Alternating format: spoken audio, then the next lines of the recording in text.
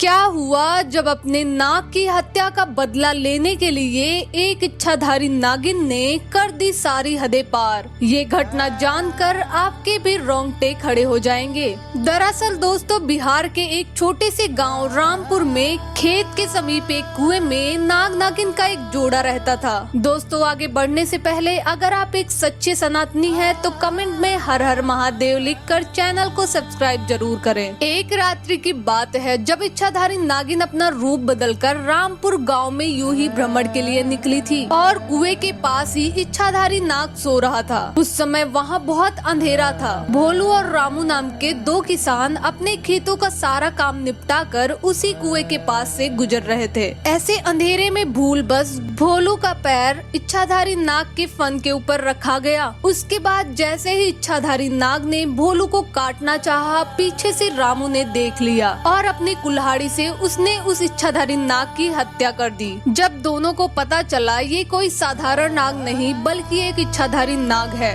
तो उन्होंने उसे उठाकर पास स्थित कुएं में फेंक दिया और वहां से भाग निकले। और इधर इच्छाधारी नागिन जब वापस कुएं के पास लौट कर आई तो उसने अपने नाग को मृत देखा और वो वही बेसुध हो गई। उस मरे हुए नाग की आंखों में उसने कातिलों को देख लिया था। उसके दिमाग में बस बदले की आग जल रही थी। उसने उसी समय प्रण लिया कि जिसने भी मेरे नाग की हत्या की है, मैं उन दोनों इंसानों को इस कुएं के अंदर लाकर ही मारूंगी। ऐसे में उसने बहुत सालों तक उसी कुएं में रहकर अपने नाग के कातिलों का इंतजार किया। परंतु भोलू और रामू ने उस घटना के बाद से उस स्थान से निकलना ही बंद कर दिया। परंतु इच्छाधारी नागिन अपने नाग की हत्या का बदला लेने के लिए बहुत ज्यादा तड़प रही थी। उसके सब्र का बांध टूट चुका था। उसने निश्चय किया कि अब मैं उसी गाँव में जाकर उन दोनों से बदला लूंगी। उसने एक बहुत ही सुंदर कन्या का रूप बनाया और भेष बदलकर रामपुर गांव में पहुंची। पूरे गांव में उसने नाग की आंखों में देखे उन दोनों कातिलों को ढूंढना चाहा, पर वो कहीं नहीं मिले।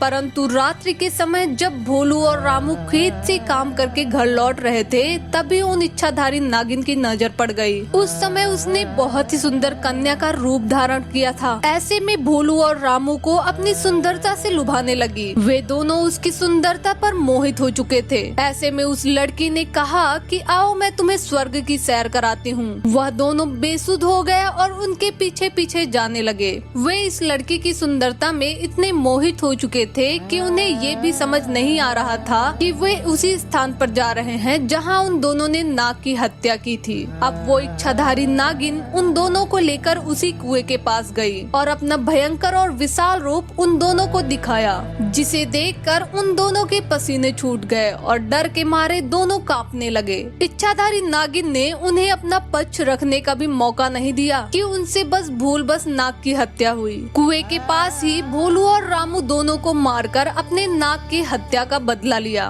और अपने प्रण के अनुसार उन दोनों शवों को उसी कुएं में फेंक दिया जिस कुएं में उन दोनों ने उस नाग को फेंका था, और वह पुनः कुएं के आसपास ही रहने लगी। दोस्तों, आप भी इस बात का विशेष ध्यान रखिए कि किसी भी प्रकार से जाने अनजाने आप किसी भी नाग या नागिन को चोट ना पहुंचाएं, क्योंकि हमारी ये गलती हमारे ऊपर बहुत भारी पड़ सकती है। तो इस घटना के बारे में आपका क्या कहना है, हमें कमेंट में जरूर बताएं और ऐसे ही अमेजिंग वीडियोस के लिए चैनल को सब्सक्राइब करके बेल आइकन जरूर प्रेस करें। हर हर महादेव।